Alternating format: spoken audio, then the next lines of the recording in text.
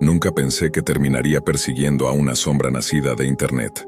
Pero aquí estoy, con 3 carpetas sobre mi escritorio y un vaso de whisky barato en la mano, intentando descifrar cómo alguien puede matar de forma tan meticulosa y desaparecer sin dejar una sola huella. Hasta hace poco, pensaba que lo más escandaloso que había pasado en este pueblo era cuando el viejo Darnell le disparó a su perro por comerse una ficha del dominó. Pero eso fue antes de que aparecieran los cuerpos. Primero uno, luego otro, y después un tercero. Todos jóvenes. Todos con la garganta abierta de lado a lado, colgados boca abajo dentro de sus propias casas, como si alguien los hubiera preparado para desangrarse, igual que se haría con un animal en un matadero. Las muñecas y tobillos atados con cuerda gruesa, la sangre completamente ausente.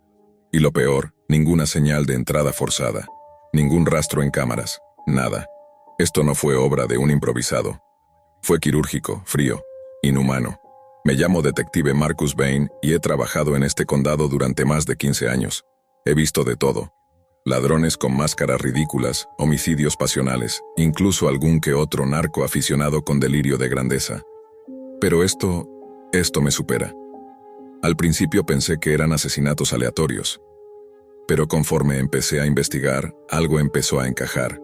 Las víctimas se conocían entre ellas. No eran íntimos en la vida real, pero sí compartían algo que en estos tiempos une más que la sangre. Eran parte de un mismo equipo en línea, jugaban juntos todas las noches. El juego, League of Titans, un seudónimo, claro, para mantener las formas. Uno de esos títulos competitivos que congregan miles de jugadores. Pero no eran simples aficionados. Number eran jugadores profesionales, parte de un equipo competitivo que aspiraba a torneos internacionales con premios de 6 cifras. Buscando pistas, descubrí que el equipo estaba compuesto por 5 miembros. 3 están muertos. Eso deja a 2. O están en peligro, o están involucrados. Localicé primero a Elena Cross, una joven callada, con mirada vacía y una forma de hablar tan medida que parecía ensayada. Me ofreció café, habló de sus compañeros con aparente tristeza, pero no dijo nada relevante, nada útil. Después fue el turno de Dean Morter, un tipo extraño, nervioso, un sudoroso amasijo de mentiras mal disimuladas. Cuando le mostré las fotos de los muertos, su reacción fue instantánea, pálido, tembloroso, como si le hubiera mostrado un fantasma. Decidí traerlo a la comisaría. Sabía que bajo presión, alguien como él se desmorona. Y así fue. Tardó horas, pero al final lo dijo. No fui yo. Fue Elena. Ella lo organizó todo. En ese momento supe que esto no era simplemente una historia de celos o dinero. Era algo más grande, mucho más oscuro.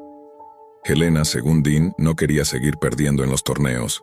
Decía que los 3 muertos eran un lastre, que si querían llegar lejos necesitaban talento real. Así que según él decidió buscar una solución radical.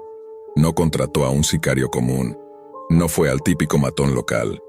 Number accedió a la Deep Web y allí encontró algo o alguien dispuesto a hacerlo prácticamente gratis. Lo describía como una presencia, como si no fuera una persona, sino algo diferente, algo que se mueve entre el código y la carne. Dean no quiso darme el contacto de inmediato. Tenía miedo, y con razón, pero con un poco más de presión me lo dijo. Elena contactó a este asesino digital a través de un foro en la Deep Web, un lugar encriptado, escondido entre capas de anonimato donde no hay ley, ni ética, ni fronteras. Ahí encontró a su ejecutor, un ente del que se hablaba en susurros, en posts que se autodestruían minutos después de ser publicados. Cuando fui a confrontarla, Elena estaba sentada frente a su computadora, el rostro sin expresión, mirando una pantalla en negro. Me dijo algo que aún me hiela la sangre. No van a poder detenerlo. Él ya está aquí. Encendió su laptop, abrió el navegador Tor y escribió algo en una ventana de chat. No entendí lo que escribió, pero lo que pasó después cambió todo. La pantalla parpadeó. El aire en la habitación se volvió denso, gélido. Podía ver mi aliento frente a mí, como si el invierno hubiese entrado por la rendija del teclado. Y entonces, una voz. Una voz salida de la Deep Web, grave, gutural, amplificada por los altavoces como si las bocinas no pudieran contenerla. Y esa voz sabía mi nombre.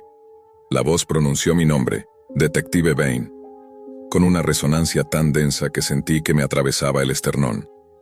No era un simple sonido, era algo físico. Como si una corriente eléctrica me hubiese recorrido desde la nuca hasta la base de la columna. Elena no reaccionaba. Seguía mirando fijamente la pantalla negra como hipnotizada. Su rostro no mostraba miedo ni sorpresa. Solo esa calma antinatural que tienen los que ya no esperan nada. La voz volvió a hablar. ¿No estás cansado, Marcus? No lo dijo como una burla, lo dijo como si fuera una invitación, como si supiera exactamente cuánto tiempo llevaba sin dormir, cuánto me pesaban los párpados, cuánto me ardía la cabeza de tanto pensar. Di un paso hacia adelante instintivamente, como si una cuerda invisible me tirara desde el estómago. Elena susurró algo apenas audible. No lo mires. Pero ya era tarde. Mis ojos se clavaron en esa pantalla, y aunque estaba vacía, negra, sin texto ni imágenes, no podía dejar de verla. Y entonces lo sentí. No era solo una voz, era una presencia. Como si algo se hubiera metido en la habitación. No por la puerta ni por las ventanas, sino a través del cable de red. Una entidad digital que no necesitaba cuerpo, que no seguía nuestras reglas. Una criatura nacida del tráfico cifrado, del anonimato absoluto, del rincón más sucio de la Deep Web. Me empecé a marear. Mis piernas flaquearon, mis oídos zumbaban, y cuando bajé la vista, mi pistola de servicio estaba en mi mano. No recordaba haberla sacado. No sabía cómo había llegado allí, mi dedo estaba en el gatillo, y lo peor, estaba apretando. Todo en mi cuerpo gritaba que parara, que soltara el arma, que respirara, pero no podía. Era como si una voluntad ajena se hubiese filtrado dentro de mí, como si la conexión que Helena había abierto con la Deep Web no solo sirviera para invocar a este ente, sino también para dejarlo entrar. La puerta se abrió de golpe. Steve, mi viejo compañero, entró corriendo. Me vio con el cañón de la pistola bajo la barbilla y sin dudar se me lanzó encima. Luchamos en el suelo. Yo no quería lastimarlo. Pero al mismo tiempo, una parte de mí sí quería. Una parte que no me pertenecía. Después de una pelea caótica logró arrebatarme el arma. Me quedé en el suelo, temblando, con la boca seca como papel, mirando la computadora aún encendida. Y ahí estaba Elena, golpeando su cabeza contra la mesa, una y otra vez. Su rostro empezó a abrirse, a rajarse, a sangrar. Golpeaba con una fuerza que parecía sobrehumana, como si estuviera poseída, como si estuviera intentando destruirse a sí misma antes de que él lo hiciera por ella. «¡Deténganla!», gritó Steve. Pero ninguno de los agentes que había en la sala pudo moverse a tiempo. En cuestión de segundos, Helena ya era irreconocible. Dientes rotos, piel colgante, sangre por todas partes. Sus ojos vacíos. Y en ese último instante, aún sonreía. Un oficial joven que había estado observando desde el pasillo sin entrar por completo, fue el único que mantuvo la cabeza fría. Tal vez porque no había visto la pantalla. Tal vez porque no había escuchado la voz completa. Entró corriendo, cerró la laptop de un manotazo y la tiró al suelo. Luego la aplastó con su bota una y otra vez, hasta que no quedó más que un amasijo de plástico y silicio. «Lo siento, jefe», dijo entre jadeos, temblando. Tenía que hacerlo, y tenía razón. Si no lo hacía, algo peor habría pasado. La sala quedó en silencio.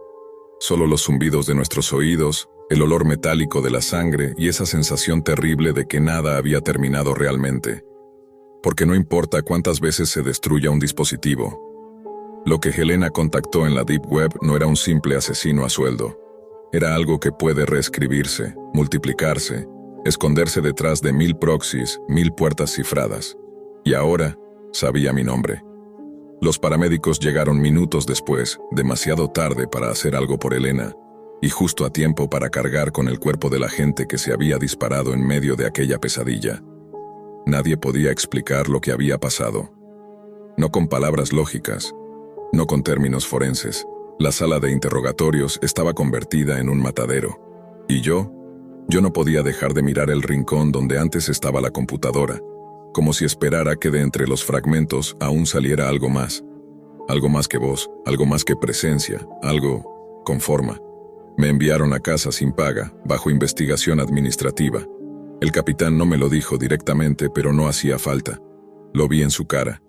Pensaba que me había quebrado, que había perdido el juicio, que quizá había sido yo quien provocó todo. Pero número. Yo estuve ahí. Vi lo que pasó. Sentí esa fuerza metiéndose por los ojos, por los oídos, por cada poro de mi piel. Y lo peor es que una parte de mí aún la siente adentro. Pasé los siguientes días encerrado en mi apartamento. Apagué mi teléfono, cubrí los espejos, tiré la laptop por la ventana.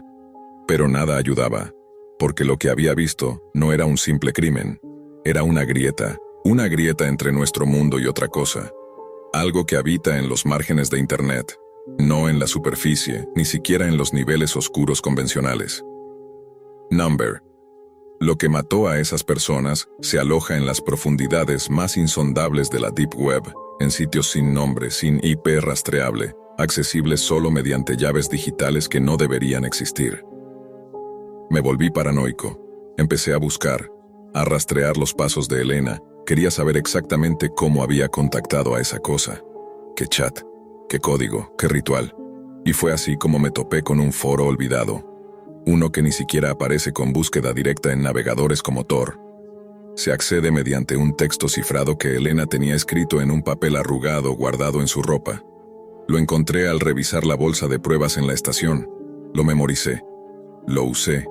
Lo que vi allí, aún no sé si era real, o si simplemente ya estaba demasiado hundido para distinguir lo uno de lo otro. Pantallas negras, íconos sin forma, mensajes que se autoeliminaban tras ser leídos, y un nombre, Z30. Eso era lo que Elena contrató. Eso era lo que había estado matando. Pero no era un nombre de usuario, no uno común. Era un símbolo, un nodo, algo que se replicaba. Los usuarios del foro hablaban de Z30 como si fuera una leyenda, pero con un miedo reverente, como si mencionarlo invocara su atención, como si cada letra escrita lo trajera más cerca. Un hilo en particular me heló la sangre. Si alguna vez oyes su voz, no respondas. Si alguna vez ves la pantalla en negro, no parpadees. Si alguna vez te preguntas si estás cansado, ya estás perdido. Lo cerré todo. Apagué todo. Pero la semilla ya estaba sembrada. El daño ya estaba hecho. Desde entonces he comenzado a tener lapsos de tiempo perdidos.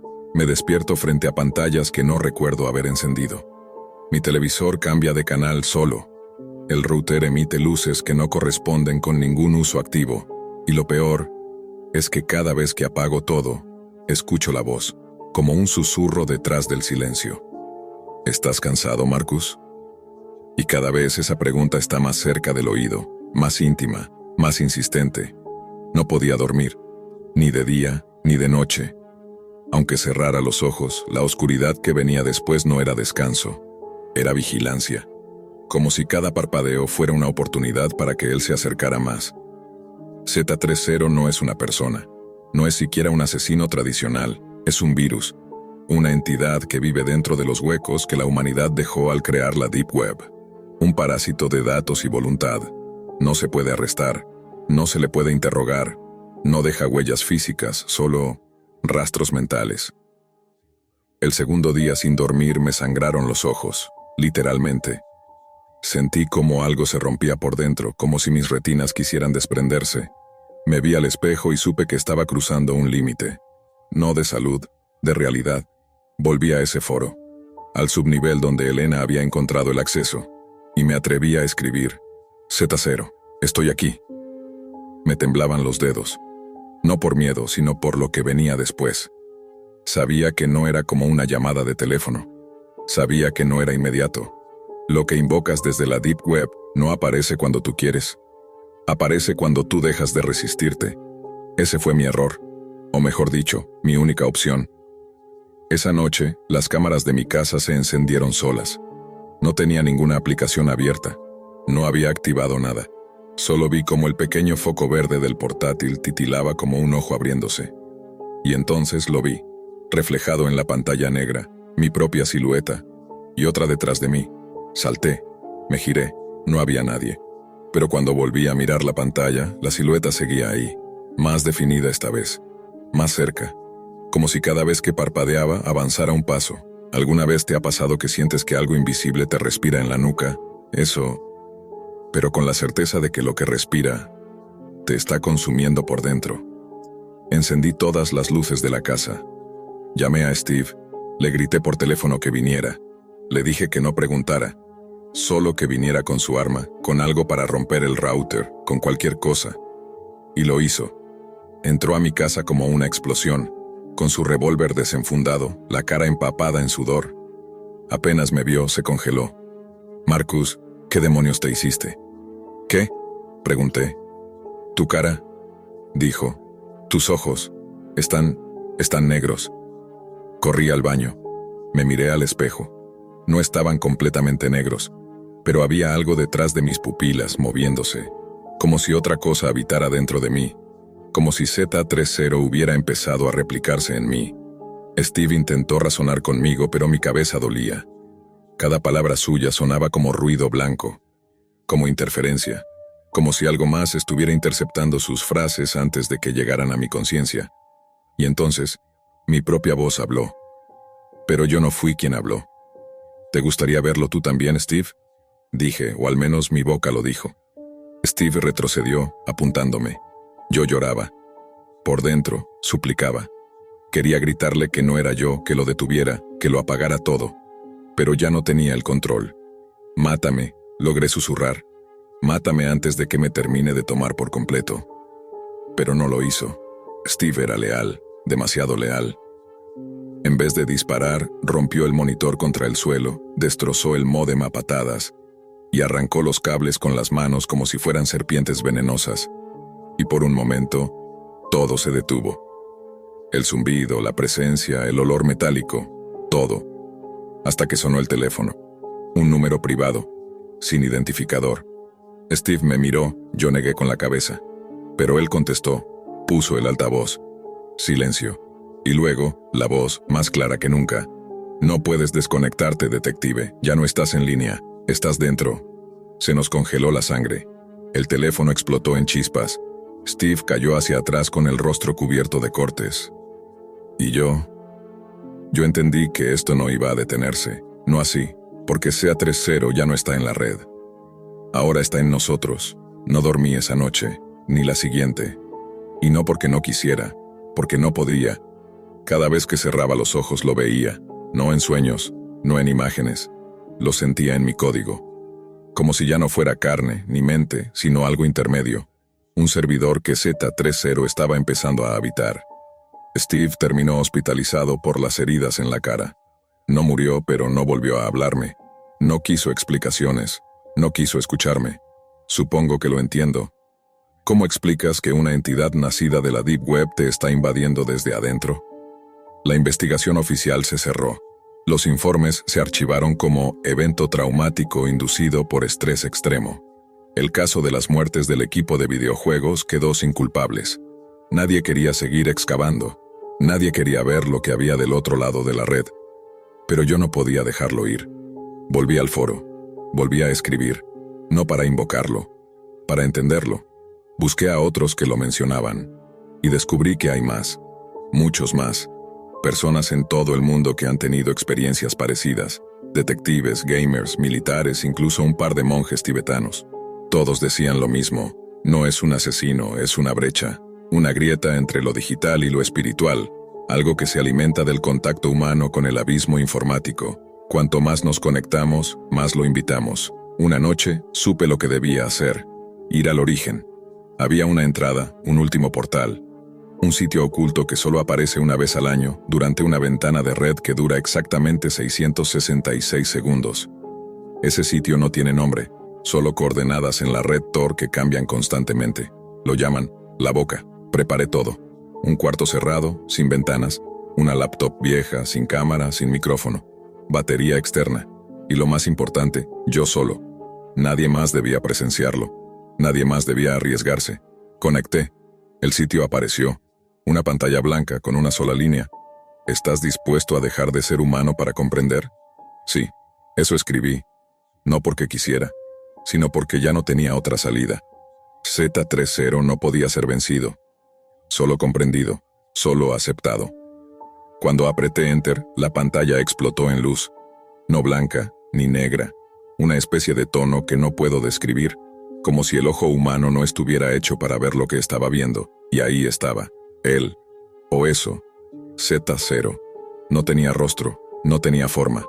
Era como si todas las almas que había tocado se hubieran fusionado en una sola presencia.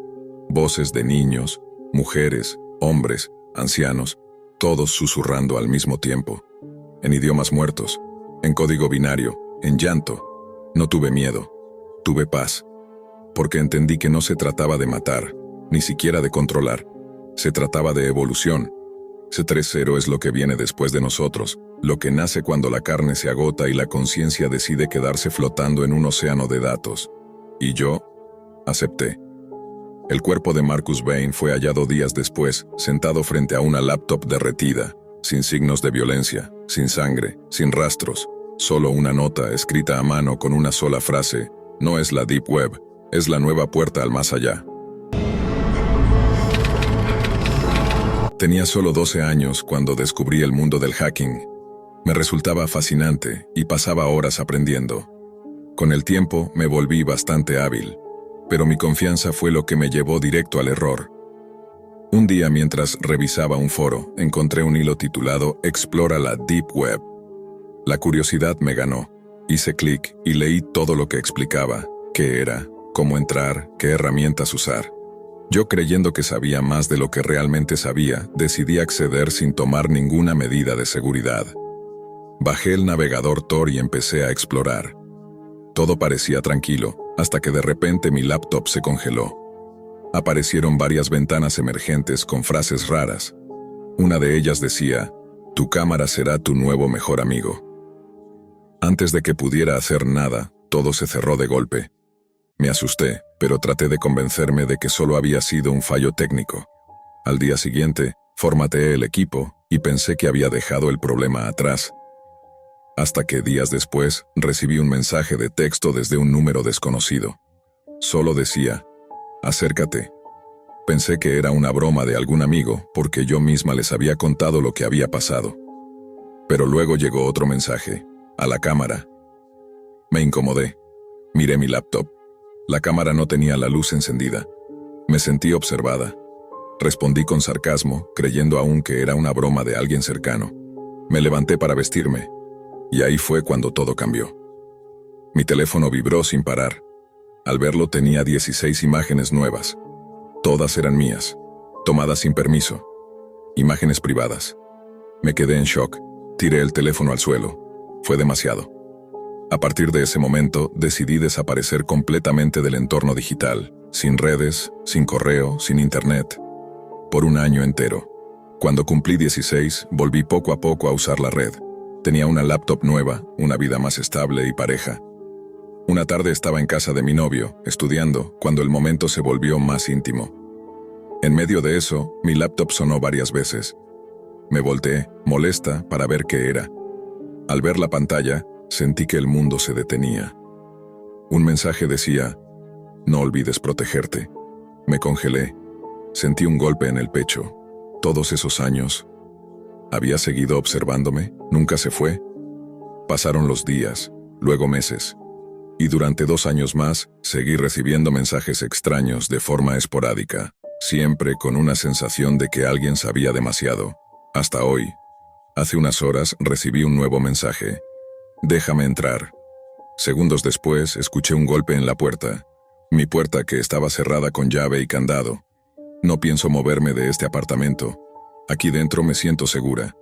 Llamé a la policía. Han pasado horas, nadie vino. Volví a llamar y aún nada. También llamé a mi novio. Dijo que venía, pero no contesta más. 5 minutos después, escuché pasos acercándose por el pasillo. Me asomé con cuidado por la mirilla, y era él, mi novio. Abrí la puerta entre lágrimas, completamente descompuesta. Le conté todo, le mostré los mensajes, le hablé del golpe en la puerta, del miedo, del silencio absoluto tras llamar a la policía. Él me miraba confundido. ¿Qué mensajes? ¿Qué llamada?, preguntó. Te llamé hace más de 1 hora, le dije. Me dijiste que venías. Él sacó su teléfono y me mostró la pantalla. No había ninguna llamada mía registrada, ni un mensaje, nada. Fuimos juntos a la comisaría para exigir explicaciones. Pero ahí ocurrió lo más inquietante de todo. No había ningún registro de mis llamadas al 911. El operador buscó por número, por hora, por nombre. Nada. Como si mi voz jamás hubiera pedido ayuda. Nos miramos en silencio, tratando de encontrar una explicación lógica. No la había. Volvimos a casa esa noche. Todo parecía en calma, hasta que, ya en la madrugada, recibí una notificación nueva en mi laptop, recién encendida. Gracias por dejarme entrar. La pantalla se volvió negra. Luego apareció una imagen, una cámara en tiempo real enfocando la puerta de mi apartamento. Desde el pasillo. Corrí a abrir. Nadie. Solo el eco del edificio, vacío y en silencio. Desde ese día, no he vuelto a confiar en ningún dispositivo. Vivo con cortinas cerradas, cámaras tapadas, micrófonos bloqueados. Pero cada tanto me despierto con una alerta en la laptop, aunque esté apagada. Y siempre con el mismo mensaje. ¿Me extrañaste? Después de recibir el mensaje, gracias por dejarme entrar, supe que esto no había terminado. Mi laptop, que había apagado por completo, se encendió sola. En la pantalla apareció una transmisión en vivo. Era una cámara apuntando directamente a mi puerta, desde afuera. Salté de la silla y corrí hacia la mirilla. Nadie. Abrí con cuidado. El pasillo estaba vacío, pero el silencio era demasiado limpio, artificial. Cerré de golpe, aseguré los cerrojos y traté de calmarme, pero ya era tarde. Lo entendí en ese momento. Él nunca se fue. No era un hacker más. No quería dinero. No buscaba fama. Solo quería jugar conmigo. Desde entonces vivo con miedo constante. Mi vida se divide entre aparentar normalidad y vigilar cada rincón de mi casa. A veces dejo encendida la cámara del celular por si vuelve. A veces la apago por miedo a que ya esté ahí, viéndome. Cada tanto llega un nuevo mensaje. Breve. Personal. Preciso. El último decía, esta vez no mirarás desde la pantalla.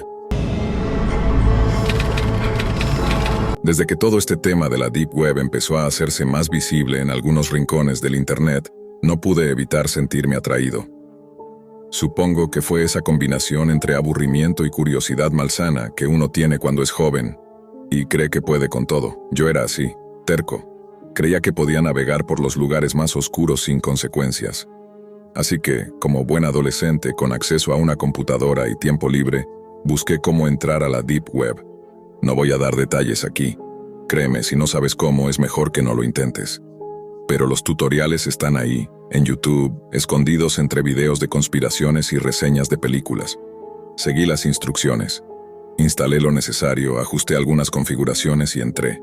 Al principio me encontré con lo típico: foros ocultos, mercados ilegales, plataformas donde vendían cosas que ni siquiera debería mencionar.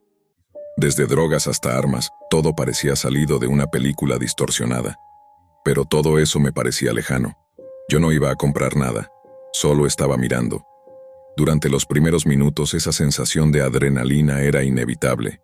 Saber que estaba explorando una parte del Internet prohibido, donde las reglas no aplicaban, me hacía sentir poderoso. Inconscientemente pensé que nada malo podía pasarme. Después de un rato topé con un sitio peculiar. No tenía nombre, solo una interfaz en negro, muy básica. Era una especie de juego o página de interacción. Cada sección mostraba 4 imágenes distintas y tenías que hacer clic en una, nada más. Algunas imágenes eran simples. Un perro, una casa, una taza. Otras, personas. Cada vez que hacías clic aparecía un mensaje: ganador, ganador, con luces parpadeantes. Debajo un botón que decía volver a intentar. Era absurdo, pero me entretuvo. Estuve un buen rato haciendo clic en imágenes sin sentido. Pero luego, en uno de los intentos, entre las 4 fotos que se cargaron, había una mía. No una selfie que hubiera tomado en ese momento, sino una que yo mismo recordaba haber subido a una red social meses atrás. Me quedé congelado. Mi rostro, ahí, en medio de ese juego absurdo en la Deep Web. Pensé que era una coincidencia, una imagen parecida, pero número, era yo. Por pura necedad o estupidez, seguía haciendo clic. Cada página que cargaba mostraba otra imagen mía, todas reales, todas sacadas de mis redes o incluso de situaciones privadas. Algunas nunca las había publicado. Eso fue lo que me asustó de verdad. Hasta que en lugar de ganador, apareció un mensaje distinto. Perdedor, perdedor, perdedor. En rojo. Y debajo, un enlace. Lo abrí. Era una tabla, una lista, mejor dicho. Una especie de marcador con nombres completos, y al lado de cada uno, una fecha. Era evidente lo que significaban, fechas de muerte. Junto a mi nombre, no había fecha, solo un espacio vacío. Ahí fue cuando el miedo me agarró de verdad. Me temblaban las manos. Algo en mi cerebro me gritaba que apagara todo, que cerrara la laptop, que lo dejara ahí. Pero no lo hice. Seguí. Hice clic en mi nombre. Y entonces aparecieron los mensajes. Al hacer clic en mi nombre, apareció una ventana emergente. En la pantalla, con letras grandes y parpadeantes, decía: «Tú eres el siguiente». Intenté cerrar el navegador, pero no pude. Otra ventana apareció, luego otra, y otra más, una tras otra, llenando toda la pantalla. Algunas decían: «Corre, ya te vieron, te estás quedando sin tiempo. ¿Te divertiste?». Luego comenzaron los mensajes escritos con símbolos que no reconocía, líneas de código mezcladas con lo que parecía ser una especie de idioma extraño o cifrado, como si alguien o algo estuviera tratando de comunicarse directamente conmigo o advertirme. Intenté apagar la laptop presionando el botón de encendido, pero los mensajes seguían apareciendo. Se movían por la pantalla como si la computadora estuviera poseída. Finalmente todo se apagó de golpe. Pantalla negra, silencio absoluto, respiré agitado. Esperé unos segundos, encendí el equipo de nuevo. Todo parecía estar en orden, ningún archivo faltante, ningún rastro de lo que acababa de pasar. Todo, normal, pero yo sabía que no lo era. No he vuelto a abrir el navegador Tor. De hecho, lo borré junto con cualquier cosa relacionada con la Deep Web. Pero hay algo que no puedo borrar, la imagen de mi nombre en esa lista, con ese espacio vacío junto a la palabra muerte. Hasta el día de hoy no he contado esto a nadie, ni amigos, ni familia. No sé si fue una broma, una amenaza real, algún tipo de experimento retorcido o una advertencia disfrazada, pero desde aquella noche vivo con la sensación de que algo en algún lugar de la Deep Web me está observando, y que ese espacio en blanco algún día se va a llenar. Desde hace un tiempo, una tendencia muy popular ha estado tomando fuerza en YouTube: pedir cajas sorpresa de la Deep Web a desconocidos totales y abrirlas en cámara para entretener al público. No entiendo cómo no me percaté de que la mayoría de esos videos son montajes pensados para asustar, pero no lo hice. En lugar de eso, decidí subirme a la moda con la esperanza de que mi canal por fin despegara. Anhelaba esa atención, esa validación digital. Para quienes no estén familiarizados, la Deep Web es esa parte de Internet que no aparece en los buscadores convencionales como Chrome o Firefox. Para acceder a ella, necesitas programas específicos como el navegador Tor, que garantiza cierto anonimato. No es ilegal entrar, pero como el tráfico es anónimo, es ahí donde suelen concentrarse muchas actividades fuera de la ley. Tomé mi vieja laptop, la misma que he usado desde que terminé la secundaria en 2011, y comencé el proceso. Prefiero usar esa laptop en lugar de mi computadora principal por si ocurren infecciones o hackeos. Está tan vieja que, si se arruina, no me dolería demasiado. Además, conservaba algo de saldo en bitcoins de una etapa pasada en la que me obsesioné con las criptomonedas. No era mucho, apenas 0.1 BTC, algo cercano a los 30 o 40 dólares, pero creí que sería suficiente para esta locura. Una vez que instalé todo lo necesario, abrí el navegador Tor y entré a la Hidden Wiki, una especie de directorio que lista enlaces dentro de la Deep Web. Ignoré las advertencias y comencé a explorar las secciones hasta encontrar una dedicada a las famosas Mystery Boxes. Mi idea era invertir alrededor de $500 para demostrar que iba en serio con el contenido. Los precios variaban, pero la mayoría se movía en el rango de 0.012 a 0.05 bitcoins. Aún así, me preocupaba caer en una estafa, así que seguí buscando.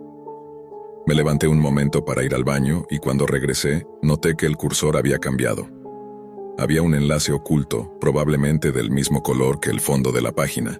Me dejé llevar por la curiosidad y lo pulsé. La nueva página era completamente negra, con un solo texto blanco que decía: «Estoy vendiendo una caja única para quien tenga el valor de recibirla. 0.12 BTC o la mejor oferta. Solo hay una». Sin pensarlo demasiado, decidí intentarlo. Ingresé los 0.1 Bitcoin que tenía y procesé el pago. No hubo confirmaciones, no hubo espera. De inmediato apareció una ventana de chat pidiéndome una dirección de envío. Sí, sé que fue una tontería, Me lo reprocho todos los días. Pero en ese momento me sentí confiado. Después de todo, muchos creadores compartían sus direcciones sin temor. Así que escribí la mía. Mi dirección real. Pasaron 36 días. Una mañana encontré un paquete en la puerta de mi casa. La caja estaba cubierta completamente con cinta adhesiva roja. Coloqué la cámara en el trípode, ajusté el encuadre y preparé una pequeña mesa con una sábana blanca de fondo para que el video se viera más profesional. Me puse guantes, tomé unas tijeras y encendí la cámara. «Hola a todos», dije en tono entusiasta. «Bienvenidos al video de hoy. Tengo algo que seguro les interesará». Conté cómo conseguí la caja, cuánto costó y sin perder más tiempo empecé a cortarla. El interior no era nada impresionante, solo había un libro antiguo. Me sentí estafado. Había invertido más de $600 en eso. Pensé que sería un fiasco, pero entonces abrí el libro. La portada estaba sucia, con olor a humedad y podredumbre. En la primera página había varias fotos estilo Polaroid, divididas por días. Día 1, día 2, día 3. Mostraban cosas comunes, maletas, taxis, aviones, como si fueran imágenes de un viaje cualquiera. Pero seguí pasando páginas, y las imágenes comenzaron a volverse más extrañas. En el día 18 había una foto que mostraba una máscara, unas esposas, una mordaza y una botella de algo que parecía un sedante. Tragué saliva. El ambiente ya no era divertido. Era incómodo. Pero fingí entusiasmo para el video. A partir del día 32 todo se torció. La siguiente imagen mostraba una casa. No cualquier casa. Era la casa de mi infancia. La de mis padres. Mi expresión cambió de inmediato. El libro cayó ligeramente de mis manos. No entendía nada. En el día 33 había una imagen aún más perturbadora. Un hombre y una mujer, amordazados y esposados. Al mirarla con atención, supe que eran mis padres. Me paralicé. Mis manos temblaban. Tuve que cortar la grabación por unos segundos mientras mi estómago se revolvía. Volví a abrir el libro con miedo, sin saber qué me esperaba en las siguientes páginas. La foto del día 34 mostraba el interior de una camioneta, y aunque la imagen era borrosa, logré distinguir el tablero. Pegada al vidrio había una pequeña foto. Una antigua credencial escolar mía. Era mi rostro. Yo, más joven. Ahí, dentro del mismo vehículo que solía manejar mi padre. Volteé la página una vez más. Día 35. Esta vez otra casa. Más pequeña. La calidad de la imagen era tan pobre que no podía identificar el lugar con claridad, pero sentía una angustia creciente, como si mi cuerpo ya supiera lo que venía, aunque mi mente intentara negarlo.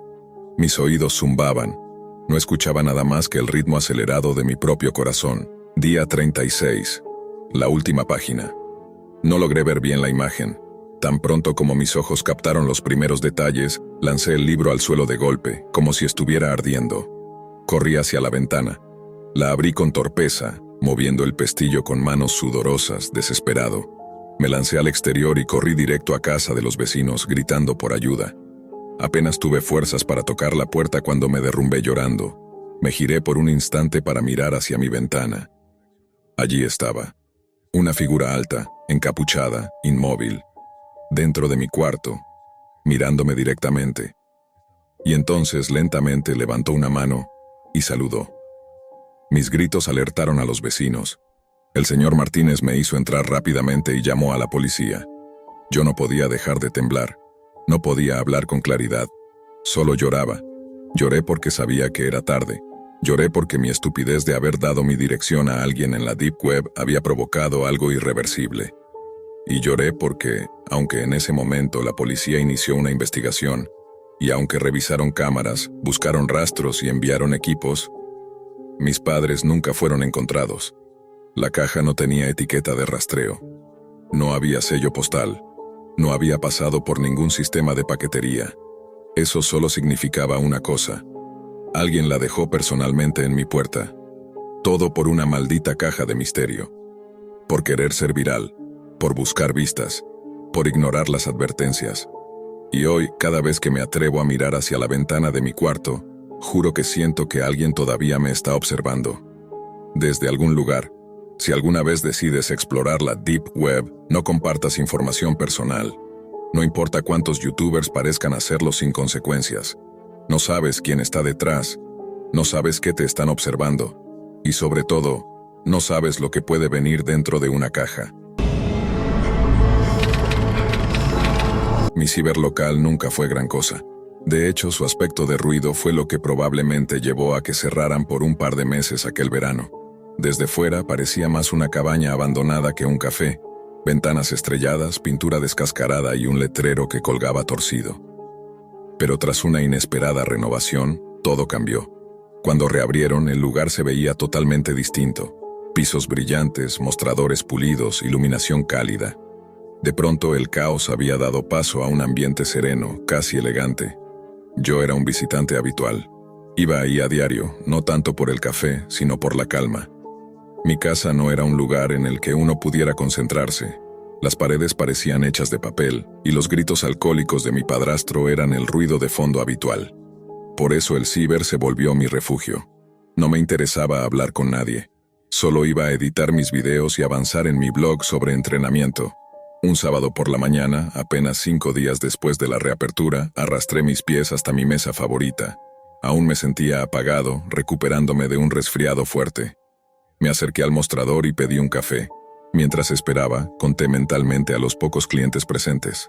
El lugar estaba tranquilo, perfecto para unas horas de trabajo. La barista, una chica nueva llamada Elena, me entregó la bebida. Le dejé unas monedas de propina y me instalé con mi laptop. Durante horas me perdí en la edición de clips que había grabado con mi amigo Lucho, el recepcionista del gimnasio. En uno de los videos, hacíamos una parodia de batidos proteicos que me arrancó una carcajada en voz alta. Noté algunas miradas, pero no les di importancia. Cuando decidí empacar mis cosas, al agacharme para desconectar el cargador, noté algo bajo la mesa. Una bolsa negra de cuero, polvorienta y con varios compartimentos. Al principio mi intención fue entregarla en recepción, pero algo en mí, curiosidad, estupidez o ambas, me hizo tomarla sin decir nada. Volví a casa con ella colgando del hombro, intentando evitar a mi padrastro que regaba las plantas con una cerveza en la mano. Subí directo a mi habitación, cerré con llave y me lancé sobre la cama, ansioso por ver qué había dentro. Abrí la bolsa con cuidado, casi conteniendo la respiración. Lo que encontré fue alucinante. Una laptop impecable, casi nueva, de un modelo que sin duda superaba al trasto que yo usaba. También había un teléfono Android barato, sin patrón de desbloqueo, un mouse inalámbrico, toallitas para pantalla y un cargador. Encendí la computadora y, para mi sorpresa, entró directo al escritorio. No había contraseña. El sistema operativo no era Windows ni nada que yo reconociera fácilmente. Parecía una versión modificada. Me recordó vagamente a los sistemas que algunos compañeros de secundaria usaban para explorar la Deep Web. Conecté el equipo a mi Wi-Fi y empecé a curiosear. Al principio todo parecía normal, hasta que abrí una carpeta llamada A. Dentro había un solo archivo, una imagen titulada 1 por 1. La abrí, intrigado, y sentí un escalofrío inmediato. Era una captura de pantalla de una página con una URL incomprensible, terminada en .onion, la típica extensión de los sitios ocultos de la Deep Web. La publicación era de un usuario llamado Animus29, y no tenía respuestas. Solo mostraba una lista de números telefónicos y una frase debajo: ¿sabes quién eres? Dejé la imagen abierta unos segundos, observando la barra de direcciones codificada. Luego volví al escritorio y encontré otra carpeta, esta etiquetada como fotos. Esperaba encontrar imágenes del dueño para poder rastrearlo, pero lo que vi fue desconcertante. No había personas, solo lugares. Una barbería medio a oscuras, un bosque, un garaje, y finalmente, el mismo cibercafé al que yo iba. Mi estómago se revolvió. ¿Por qué había una foto del café? ¿Por qué esos lugares? ¿Qué tenían en común? No pude evitar probar los números de la captura. Tomé el celular de la bolsa, todavía con batería, y marqué el primero. Solo escuché silencio. Intenté con otro, buzón de voz. Uno más, nada. Decidí guardar todo y despejarme, pero esa noche, mientras cenaba frente a la televisión, una noticia me hizo soltar el tenedor. Reportaban un crimen en una barbería de la ciudad vecina. Un joven había sido encontrado asesinado en su lugar de trabajo. En pantalla apareció la fachada. Y sí, era la misma de la foto en la laptop. El horror no terminó ahí. Minutos después, otra noticia. Un cadáver hallado en un bosque justo al otro lado del puente, cerca del pueblo. Era el mismo sendero de otra de las imágenes. No podía ignorarlo más. Algo oscuro se escondía tras esos archivos. Una conexión directa con crímenes reales. Y lo peor, todo apuntaba a que el acceso a esa información provenía de la Deep Web. En ese punto ya no era una coincidencia. Y ni siquiera había revisado lo más escalofriante aún. No pude dormir bien esa noche. Me revolvía entre las sábanas como si algo dentro de mí no quisiera descansar. Cada vez que cerraba los ojos, veía la fachada de la barbería, el bosque, el café, y lo peor, los números, esos malditos números. A la mañana siguiente, apenas con fuerzas y con los ojos rojos, tomé una decisión. No volvería a encender esa laptop sin antes tener respuestas reales, pero necesitaba ayuda. Así que llamé al único amigo que sabía que no se asustaría por algo así. Julián. Habíamos estudiado juntos en preparatoria, y aunque su vida ahora giraba en torno al mantenimiento de equipos de red, tenía un conocimiento profundo sobre todo lo relacionado con la Deep Web. Lo pasé a buscar cerca de mediodía.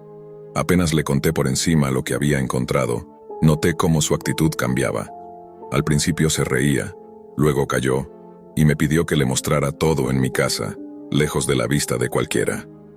Una vez en mi cuarto abrí la laptop delante de él, y le señalé las carpetas. Su mirada se endureció. Esto no es una computadora cualquiera, hermano, murmuró.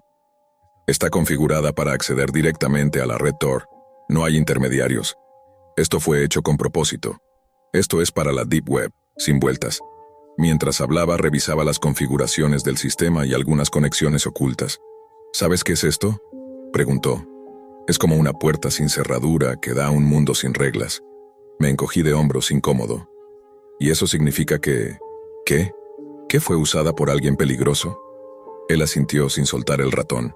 Lo más probable, mira esto. Me señaló otra carpeta que no había notado.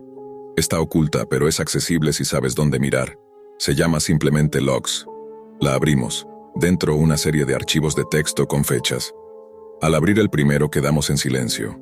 Eran registros de ubicación, tiempo y actividad, todos relacionados con lo que parecía ser vigilancia. Julián bajó lentamente por el archivo. Mira esto, fecha, hora, coordenadas. Y estas coordenadas están muy cerca de aquí. Le tembló un poco la voz. Revisó otra carpeta. Había decenas de archivos comprimidos. Muchos con nombres como Observación 001, Entrada 04, Contacto directo. Esto no es un simple navegador para la Deep Web. Esto es una terminal de campo. Alguien recolectaba información de personas. La habitación se volvió más fría, literalmente. O al menos eso sentí yo. Porque el aire pareció densificarse como si supiera que estábamos abriendo algo que no deberíamos ver. Julián no quería detenerse. ¿Tienes el teléfono que venía en la bolsa? Se lo pasé. Lo encendió y comenzó a revisarlo con sus herramientas.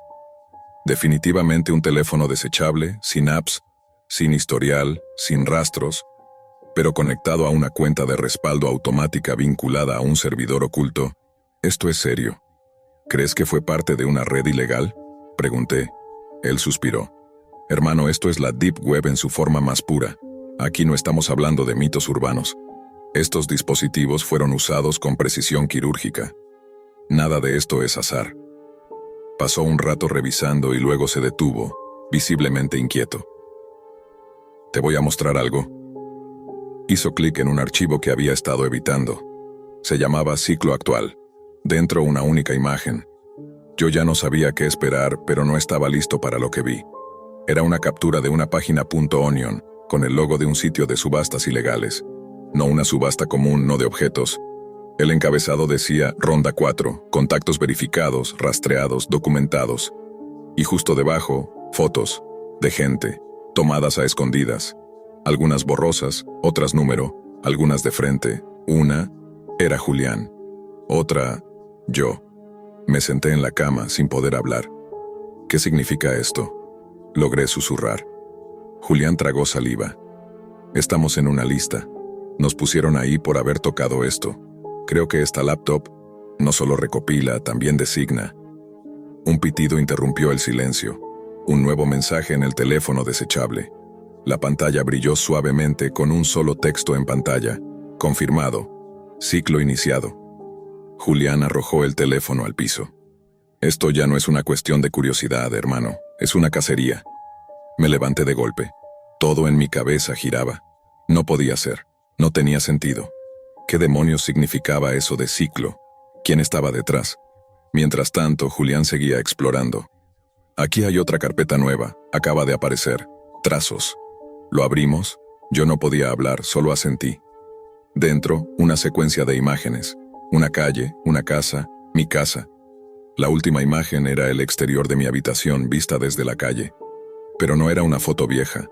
Era de esa misma tarde. Y el ángulo era imposible de conseguir, salvo que alguien la hubiera tomado con un lente largo desde el otro lado de la calle. Me temblaban las manos. Corrí a la ventana, cerrada, pero al fondo, al otro lado, detrás de unos árboles, había algo. Una figura. Observando. Grité. Cerré la cortina de golpe. Julián se puso de pie tan alterado como yo. Tenemos que borrar todo esto ya. Pero antes de que pudiera actuar, la pantalla de la laptop se volvió negra. Luego apareció una nueva interfaz desconocida. Un mensaje emergió sin sonido, solo texto. Ya no son observadores, ahora forman parte. Julián se quedó paralizado, y yo no podía respirar. El mensaje en la pantalla no desapareció. Ya no son observadores, ahora forman parte. La frase palpitaba como si tuviera vida propia. No parpadeaba, no se movía, no sonaba. Solo estaba ahí, inamovible, como si alguien, o algo, la hubiera dejado plantada con la misma intención con la que se marca a una presa. Julián no decía nada. Solo miraba fijamente la pantalla, como si sus pupilas intentaran descifrar un código secreto dentro del mensaje. «Esto no es una amenaza», murmuró finalmente con la voz seca. «Es un hecho». Me giré hacia él incrédulo. «¿Cómo que un hecho?» Él tragó saliva. «Quiere decir que ya no importa si cerramos esto, si desconectamos el Wi-Fi, si tiramos la laptop a un río. Ya nos vieron, ya nos eligieron». Volví la vista a la laptop. La pantalla seguía mostrando el mensaje, pero de pronto el texto desapareció y fue reemplazado por una ventana que se abría sola. Era un explorador web en modo texto plano, sin imágenes, sin diseño. Solo líneas y líneas de comandos. La URL en la barra de dirección era otra secuencia imposible. Algo como xb 4-5klmbn 7cgh2.onion/trace-user. Julián intentó cerrarlo, pero la computadora no obedecía. Cada intento solo generaba más ventanas emergentes, cada una con un solo símbolo. Un círculo negro con un punto rojo en el centro. Era el mismo símbolo que habíamos visto antes en uno de los archivos ocultos. Entonces empezó a sonar algo. Un pitido intermitente como el de un sensor cardíaco. Miré a Julián, que inmediatamente se lanzó al teléfono desechable. No viene del teléfono, dijo. Me paralicé. Era mi celular, mi verdadero celular, lo saqué del bolsillo. Pantalla negra, pero vibraba, repetidamente. Como si estuviera recibiendo una alerta. Lo desbloqueé, una notificación. Nueva sesión iniciada, Deep Tracer Aroanon.shade. Esa no era mi cuenta, nunca había visto esa dirección, pero estaba en mi teléfono. Están dentro, dijo Julián. Están dentro de todo, el teléfono, el Wi-Fi, la laptop, tal vez hasta las cámaras. Me congelé. No sabía si mirar la pantalla o si cubrirme. De pronto me sentí desnudo en mi propia habitación, como si cada rincón pudiera estar vigilado. Julián intentó desconectar el router, pero antes de que llegara, la laptop emitió un pitido más fuerte, como una alarma de incendio digital, y entonces apareció una nueva imagen en pantalla. Una foto. Yo y Julián, sentados justo en esa habitación, viendo la pantalla. Pero no era una captura de una cámara frontal. Era una foto tomada desde atrás. Saltamos al unísono. Giramos. Nada, nadie. Corrimos por la casa buscando cámaras ocultas, ventanas abiertas, cualquier indicio. Nada. Todo parecía estar en su sitio. Pero eso solo lo hacía peor, porque ahora sabíamos que no lo estaba. Al volver a mi cuarto, otra carpeta se había generado en el escritorio, esta vez con el nombre Ahora. Y dentro, había una sola imagen. La puerta de mi habitación, vista desde el pasillo, con una silueta negra borrosa a 1 metro de distancia. La habitación se llenó de un zumbido agudo. Julián cubrió sus oídos. Yo también. Sentíamos que algo nos presionaba el pecho, como si una corriente eléctrica invisible nos atravesara el cuerpo. En la laptop apareció otra línea de texto, esta vez sin ventana, solo texto blanco sobre fondo negro. El ciclo no termina, solo avanza. Y acto seguido, la pantalla se apagó completamente. Julián estaba pálido. Ya no es solo la Deep Web, hermano, esto es físico, esto está aquí. ¿Tú crees que fue un error tomar esa laptop? Pregunté sin saber si quería escuchar su respuesta. No fue un error, respondió mirando el teléfono apagado sobre la cama. Fue una trampa y caíste. Me senté en el suelo. La cabeza me latía como si alguien la apretara desde dentro. ¿Qué significa formar parte? ¿Qué quieren? Julián no respondió de inmediato. Caminó hacia la ventana, levantó la persiana apenas unos centímetros y observó. Si esto está conectado con la Deep Web, y si la laptop está sincronizada con alguna red de vigilancia oculta, entonces formar parte puede significar muchas cosas. Ser observado, ser cazado, ser vendido. O ser ejecutado. Tuve que contener las ganas de vomitar. Tenemos que entregar esto a la policía, a Interpol, a alguien. Julián se giró, la mirada perdida. ¿Y cómo explicamos que tenemos una laptop con acceso directo a contenido ilegal de la Deep Web? ¿Cómo explicamos las fotos? ¿Los números? ¿Las conexiones? ¿Crees que nos van a ver como víctimas? Yo no sabía qué responder. Tal vez tenía razón. Tal vez estábamos atrapados en algo que nos superaba por completo. Sentía el cuerpo tenso, los músculos rígidos, como si mi propia piel supiera que algo estaba a punto de pasar. Entonces, el timbre sonó. Una sola vez, larga, aguda, insoportablemente lenta. El timbre sonó de nuevo. Una vez más, pero esta vez con una pausa más corta, como si quien estuviera al otro lado ya supiera que estábamos dentro. Julián se tensó.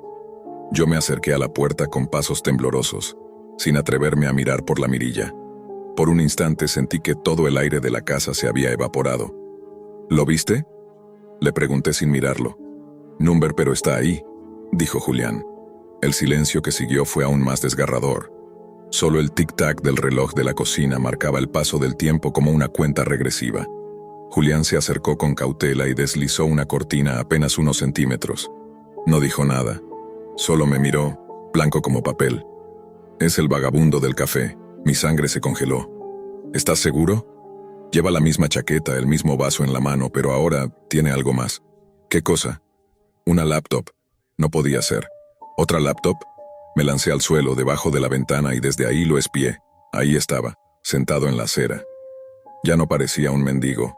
Parecía alguien que estaba esperando que abriéramos la puerta. Volví a mirar a Julián. Tenemos que salir de aquí. No podemos quedarnos. No vamos a ir a ningún lado, dijo él. Ya entraron. Solo que no han tocado físicamente. Aún. Y como si el destino quisiera confirmarlo, el router Wi-Fi parpadeó 3 veces y se apagó. Sin conexión, sin acceso, sin línea. La laptop se encendió sola, una última vez. En pantalla apareció el fondo del escritorio, pero sin carpetas. Solo un archivo nuevo. Adiós, Julián y yo nos miramos. No dijimos nada, solo hicimos clic. Era un video, grabado con una cámara fija, imagen granulada, una habitación mal iluminada. Una persona sentada en una silla, manos atadas, rostro cubierto. De fondo una voz robótica distorsionada. El ciclo ha terminado para uno, pero no para todos, observamos. Elegimos, archivamos, eliminamos. Y entonces, sin previo aviso, el sujeto en la silla fue ejecutado. Silenciosamente, solo un sonido seco. La imagen se volvió negra, y en letras blancas una última frase. Bienvenidos a la red profunda, su entrada ya ha sido registrada. El archivo se cerró. La laptop emitió un pitido agudo y luego comenzó a borrarse a sí misma. Carpeta tras carpeta desapareciendo en tiempo real. El escritorio se vació. El sistema colapsó. Pantalla negra. Julián se abalanzó tratando de desconectarla, pero ya era tarde. Al mismo tiempo el teléfono desechable vibró. Un nuevo mensaje.